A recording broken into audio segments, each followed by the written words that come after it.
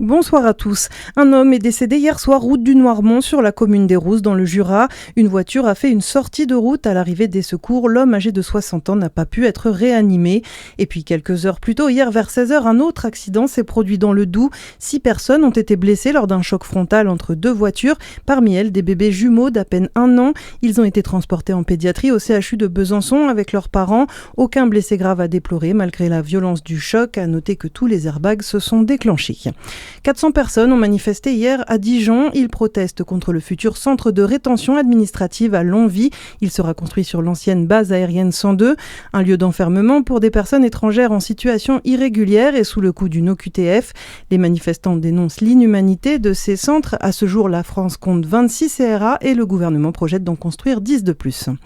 Un incendie s'est produit dans l'usine Michelin à Blanzy en Saône-et-Loire aujourd'hui. Les pompiers ont été appelés vers 13h.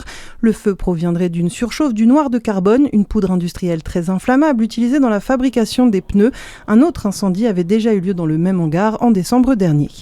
Et puis on revient sur cette terrible chute. Un parachutiste de 36 ans a été gravement blessé hier lors d'un saut au-dessus du terrain d'aviation de Besançon-Lavèze.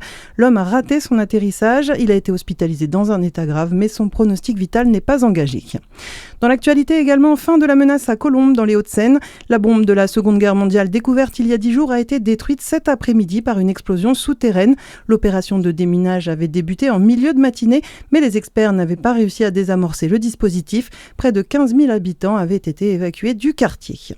Il était un remarquable militaire reconnu pour ses qualités physiques et intellectuelles. L'hommage de l'armée de terre au sergent-chef Florian Montorio. Le corps du soldat français tué à l'âge de 40 ans alors qu'il était en mission pour les forces intérimaire des Nations Unies est rapatrié aujourd'hui. Basé à Montauban, il était père de 2 enfants.